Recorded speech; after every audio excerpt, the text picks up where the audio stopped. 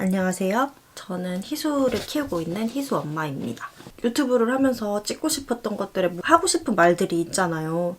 이 주제는 제가 말하면서 찍는 게 제일 낫겠다 싶어가지고 이렇게 카메라 앞에서 오랜만에 영상을 찍네요. 제가 생각하기에는 자폐 아이를 키우거나 발달 지연, 그러니까 다른 애들과 조금 다른 친구들을 키우는 부모들에게 피할 수 없는 게 되게 우울증이라고 생각을 해요.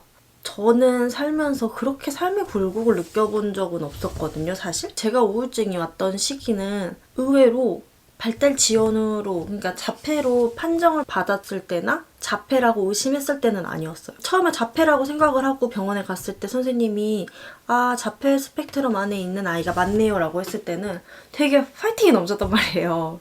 내가 열심히 하면은 이 친구가 금방 정상으로 돌아올 거야. 그 생각을 이제 근거 없는 생각은 아니었고, 의사 선생님들도 31개월에 이렇게 빨리 진료를 받으러 오는 분들이 대부분 없다. 왜냐면 희수가 그때 증상이 정말 누가 봐도 이상하네 이런 건 아니고, 엄마만 알 수 있는 그 미묘한 느낌이 있었을 때 간 거거든요. 그러다 보니까 의사 선생님들도 엄마가 되게 노력을 많이 하시고 일찍 오셨으니까 예후가 정말 좋겠네요. 36개월에는 말할 거예요. 이렇게까지 말씀을 해주셨어요. 그리고 또 제가 말이 많아요. 제가 말이 많고 엄청 활발한 스타일이에요. 그러다 보니까 의사 선생님들도 보통 말이 없는 부부들한테는 집에서 말을 좀 더 많이 하고 서로 말하는 모습을 많이 보여줘라 라고 하는데, 그냥 저는 누가 봐도 딱 봐도 이 엄마는 말을 많이 하겠다. 애 키우면서 말을 많이 할 스타일이다. 혹은 목소리 톤도 이렇게 높잖아요. 그러니까 예후가 좋을 것 같아요 이 말에 그래 내가 진짜 빨리 왔지.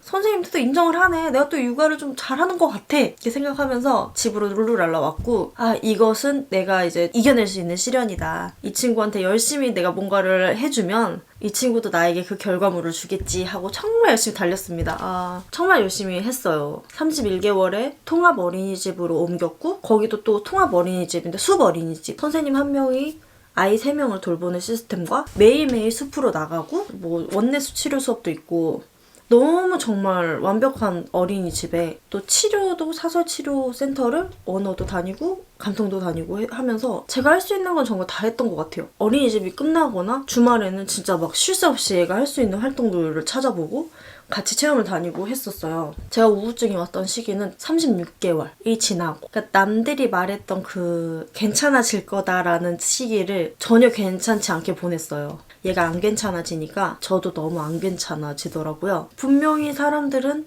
이 시기쯤에는 모든 게 괜찮아질 거라고 했는데 사실 전혀 나아지는 게 없었어요. 36개월이라는 그 기준이 사실은 유튜브를 찾아보시는 분들도 그렇고 글을 찾아보시는 분들도 그렇고 황금기라는 말을 해요. 36개월까지가 황금기다. 그러니까 그 시기에 희수는 엄마 아빠를 못했어요. 제가 정말 그렇게 열심히 키우고 말도 많이 해주고 너 할 수 있다, 엄마다, 내가 네 엄마야 하루에 진짜 수천 번을 말했는데도 그 엄마라는 소리가 너무 어렵더라고요. 그때부터 너무 심하게 저한테 타격이 온 거죠. 왜 케어라고 밝은 사람들이 한번 이렇게 무너지면 되게 심하게 무너진다고 하잖아요. 평생을 살면서 처음 겪어봤어요. 우울감을. 그것도 되게 신기한 게 사람이 그렇게까지 우울하니까 가족들한테는 티를 안 내요.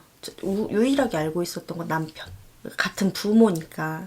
그때 제가 주말 부부를 했고 동생이랑 같이 살고 있었는데 정말 갑자기 제가 희수한테 모든 손을 놨어요. 그냥 미디어 차단했던 것도 볼 거면 봐라. 틀어주고 대충 밥 먹이고 놀러 가긴 어딜 놀러 가? 나 그냥 집에서 잘 거야. 애 틀어주고 자고 대신 이제 동생이랑 같이 살았으니까 그때 그래도 동생이 되게 많이 그래도 희수를 데리고 나가주고 자기 친구들 만날 때도 데리고 나가고 할 정도로 제 둘째 엄마처럼 정말 열심히 양육을 해줘서 제가 정말 최악까지는 안 갔는데 남편한테 카톡으로 정말 죽고 싶다, 나 살기 싫다. 길 가다 보면은 차 학생 지나가면 저게 치웠으면 좋았을 텐데. 그런 생각이 들더라고요.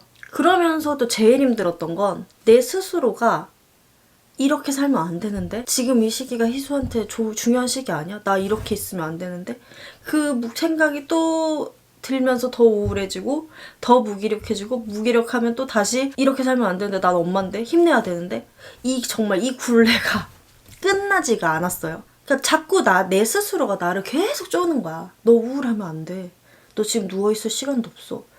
그런데 한편으로는 왜? 내가 뭘 해도 얘는 나아지지 않는데? 그냥 나는 이제 끝이야.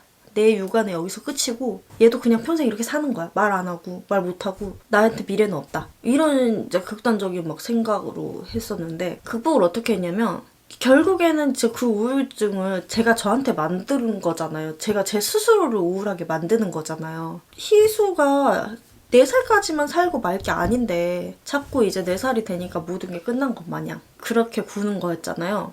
제 자신한테 되게 많이 격려를 해주려고 노력을 했어요. 처음에는 정신과 약을 생각을 했어요. 근데 남편이 너무 그쪽으로 제가 의지를 하게 될 것 같다. 약 복용 쪽으로만. 자기가 많이 도와준다고 내가 열심히 해볼게 라고 말을 하면서 주말에 내려오면은 최대한 이제 저 혼자만의 시간을 주려고 노력을 하고 혹은 연차를 쓰고 이제 저 혼자 여행을 갈 시간을 주고 많은 분들이 말을 하잖아요. 애랑 나랑 그 분리된 시간이 굉장히 필요하다고. 특히나 자폐 아이나 뭐 발달 지연 아픈 아이들을 키울 때 제일 중요한 건 그건 것 같아요. 내 삶을 살려고 되게 노력을 했어요. 제가 얘를 위해 살았잖아요. 그 내내. 그리고 우울해졌잖아요. 그런데 생각을 해보면 얘 살만 있는 건 아니었어. 내 삶도 되게 창창한 그 사람.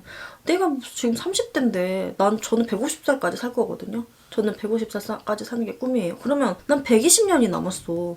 근데 120년 내내 이렇게 살 수는 없잖아. 이런 식으로 좀 생각의 전환을 계속하고 좀 희수에 대해서 의도적으로 생각을 안 하려고 노력을 많이 했어요. 그러니까 뭐 이 아이의 미래 막 초등학교, 고등학교에 뭐 가서 어떡하지? 막 말을 못하고 배변도 못 했거든요. 배변 훈련은 한 43개월? 한 5개월? 이때 이제 배변 훈련을 했으니까 막 똥오줌도 못 가리는 얘를 데리고 막 미래에 내가 어쩌고저쩌고 이런 생각을 안 하고 그래 나는 40살에 세계 여행을 할 내 인생이 있는 사람이다. 이 친구의 인생이 있겠지. 말을 못하고 자폐아라고 해서 죽으라는 법 있냐. 얘한테도 친구 만들어주고 그냥 얘가 이 상태로도 살 수 있게 노력을 해보자. 그냥 이 친구를 너가 어떻게든 정상이 되길 바래가 아니라 그냥 그래 너 이렇게도 살아도 돼 라고 생각을 해주자라고 끊임없이 노력을 했습니다. 우울증이라는 것도 내가 열심히 살았으니까 왔던 한 부분이라고 생각을 해요. 내가 얘한테 너무 열심히 해서 우울했던 거잖아요. 내가 잘못한 게 뭐가 있어.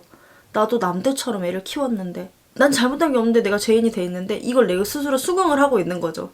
그래 내가 엄마니까 잘못했어. 내가 뭔가 잘못했던 것 같아. 이 키우는 중에 내가 뭔가 실수를 했으니까 이렇게 됐을 거야.